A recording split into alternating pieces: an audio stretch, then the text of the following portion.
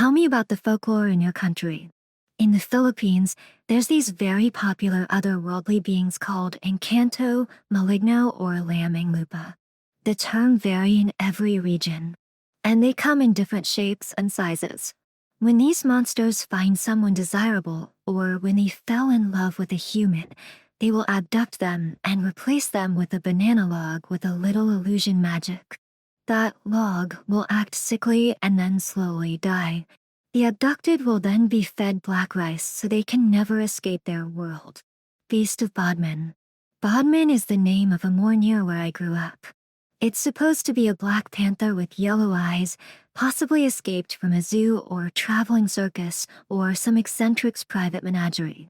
Obviously, some people think it's not one cat, but different, fully wild, unknown subspecies of lynx that has somehow been living undetected on the moors all this time.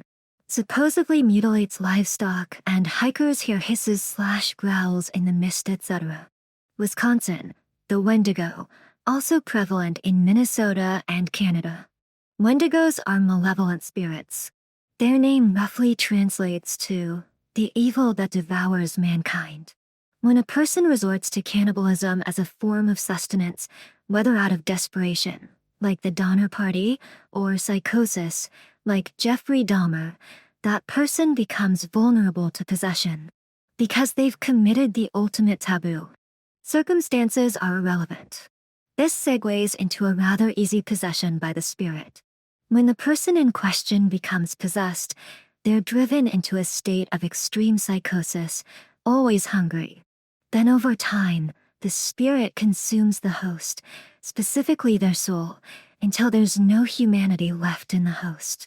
When this happens, and the spirit has fully taken over, the person becomes something monstrous. But one can become possessed by the Wendigo simply by being in a vulnerable state, be it spiritually or mentally.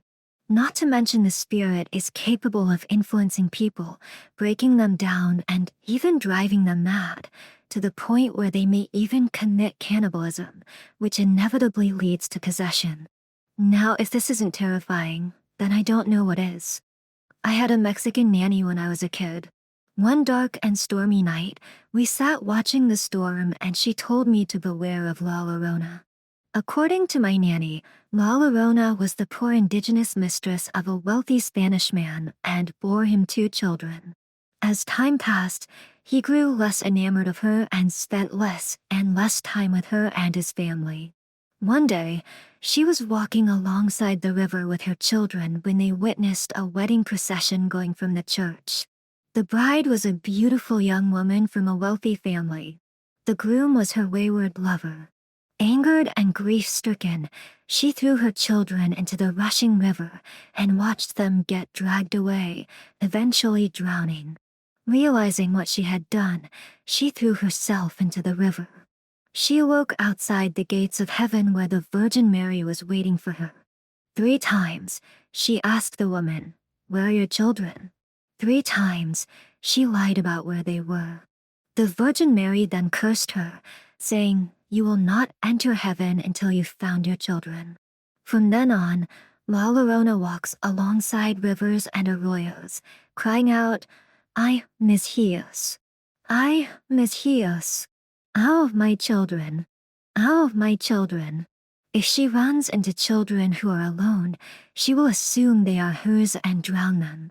Your best bet is to run as fast and as far away as you can before she spots you.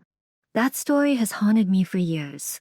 La Saguanaba in El Salvador, she appears in the middle of the night as a beautiful woman bathing in moonlight in a creek.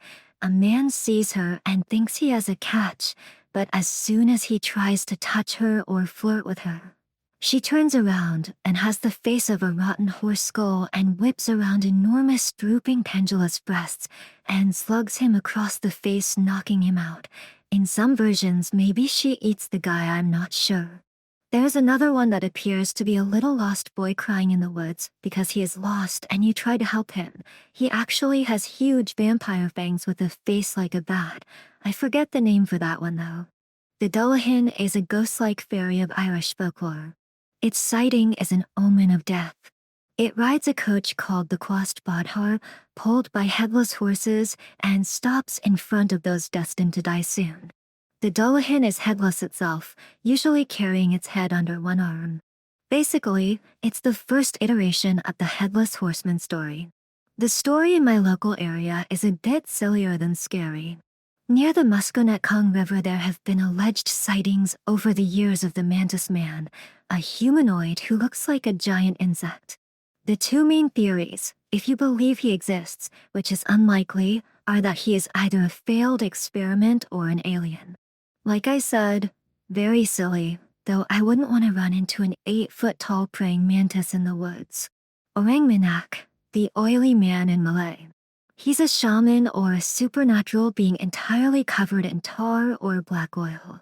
He gains and increases his powers by abducting and raping virgins. While I studied in Malaysia, a few girls were raped on our campus and somehow Orang Minak was blamed. The rumors spread like fire. One weekend there was literally an exodus of students all in panic because most of them firmly believed we were being attacked by Orang Minak. Most of the international students were just in disbelief.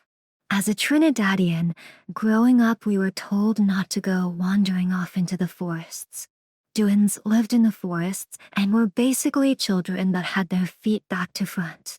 Once they learned a child's name, they would call out to them in the voice of the parents, leading them into the forests. Their footprints would lead the child more astray, losing them in the forests for good. They are said to be lost souls of kids. That's just one weird folklore we have, whereas we have many. I wish I can list them all for you guys. My hometown is named for the freshwater springs that bubble up everywhere in the woods around town. Obviously, this was a perk for early people living there, and so the original settlers were surprised to see that the local Ojibwe avoided the area. They did this because they had a folk memory about a bad spirit that possessed members of the tribe, starting with children, and compelled them to enter into the springs and drown themselves. Naturally, they have a prophecy about it, too. One day or another, they say, the springs will open again.